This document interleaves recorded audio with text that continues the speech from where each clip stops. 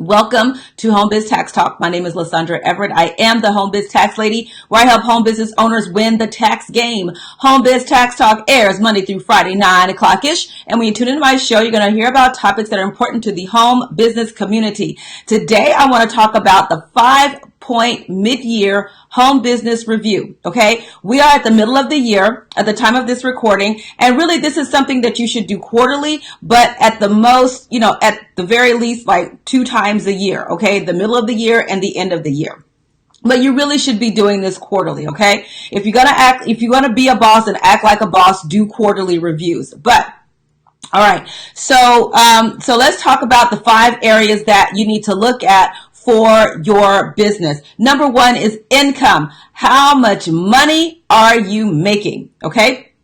And this is going to be especially crucial for my people who are still working a full-time job and part-time on their businesses. This is really going to be crucial for you because your job, you are using your job to fund your business, and you need to think of yourself as an investor in your business. And the one thing that investors want is what? An ROI, a return on their investment. So first of all, you need to be looking at how much money your business is actually making. Okay. You need to know what that number is. All right.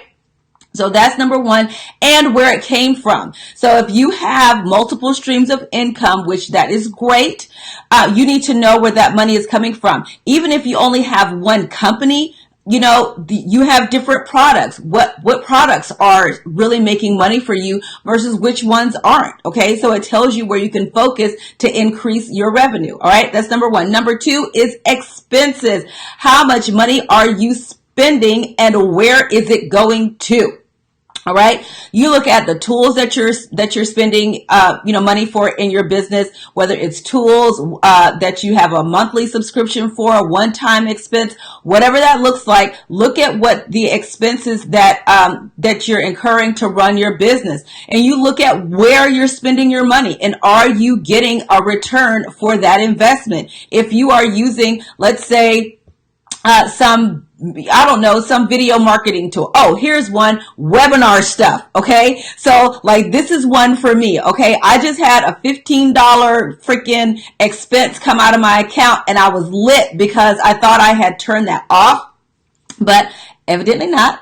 So, but I'm not using it right now. So I went through to make sure that I turned that off until I'm ready to use it again, because there's no reason for me to incur that expense right now because I'm not using the product. So you have to be able to know where your money is coming from and where your money is going to, so you can make intelligent decisions about whether to continue to invest in that tool, right?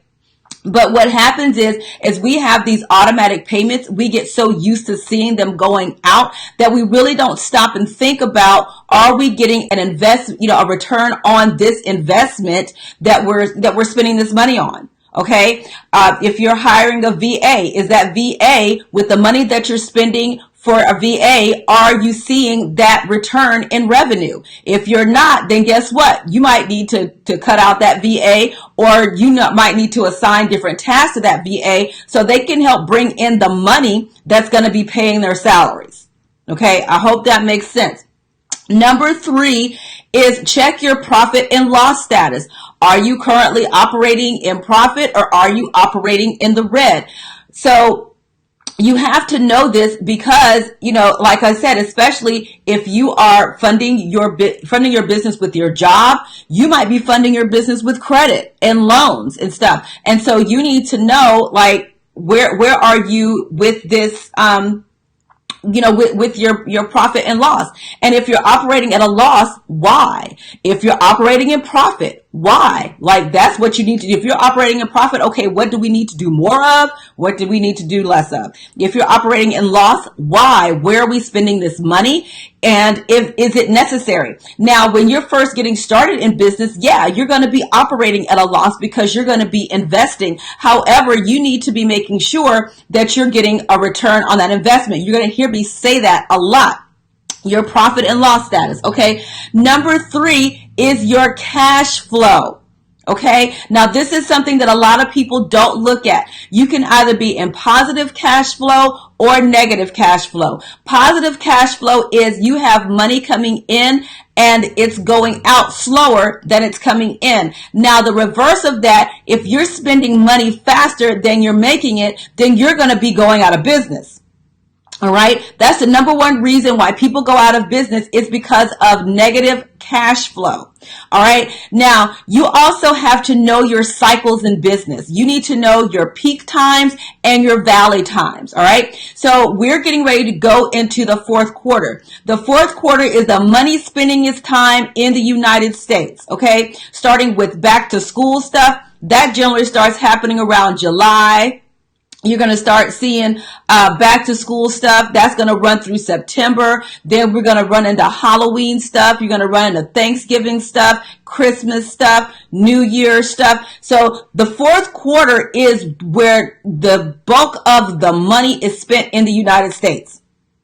Okay, so if you're a retailer, then you might be going through a slow period right now. This might be a valley time for you where your peak time is coming. But what you need to do, if you know that your business is cyclical and you know your peaks and valleys, then you can better manage your money so that when your cash flow is negative, you have a cash reserve in order to get you through those lean months. And then when you have your peak time, then you can recover from those valley moments. I hope this is making sense to you guys. If you're getting something out of this, I really hope you are. Put a 1 in the comments. Let me know that you're getting something out of this because this is good stuff, okay? And then the last one, number 5, taxes. Y'all know I was getting there, right? So based on the money that you made, have you set aside 30% of your income for taxes?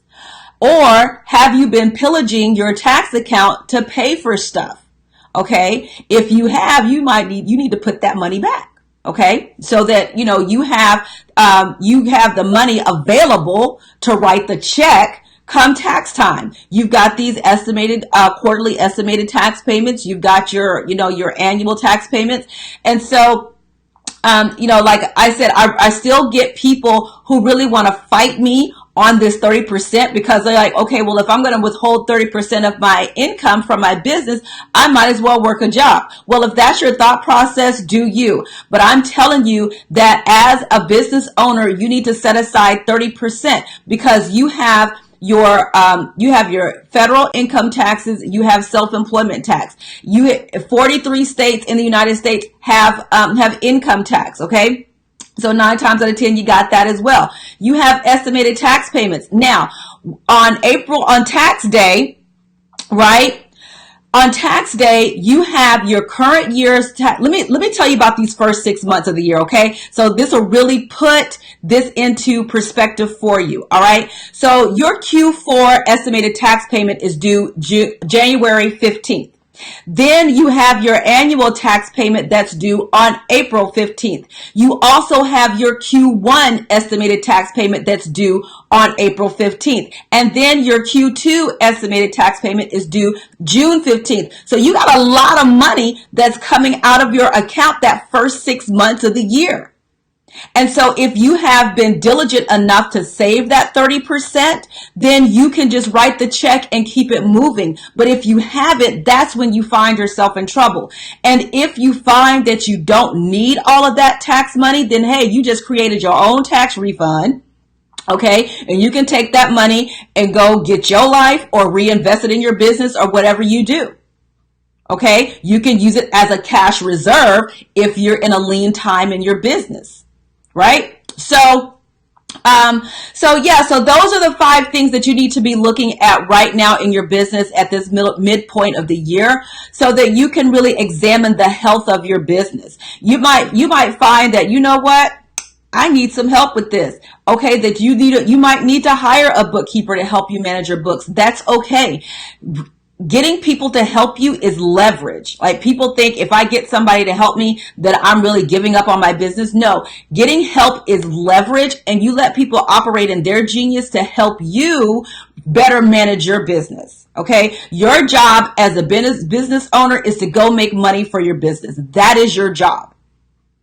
You hire other folks to help you manage. Now, when we're in the beginning, we might have to do it all. But regardless of where you are in your business, you need to have a good financial picture of where you are in your business. So if, like I said, if you're like looking at your income going, woo, and you don't like what you see, then you need to hustle up. You might need to do some things differently in order to increase your revenue.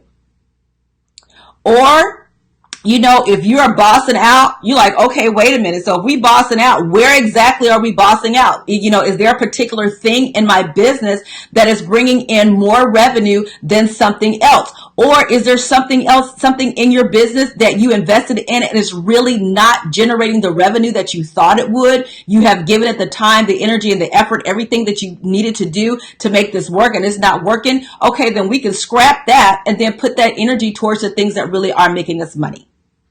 All right. So those are the 5 things, you guys. Like I said, I really hope this helps you out. Thank you so much for tuning in to Home Biz Tax Talk. Again, we air Monday through Friday, 9 o'clock ish, and you can tune in here. Make sure you get the notifications, so you don't miss anything. All right. Have a great day, and I'll see y'all next time. Bye.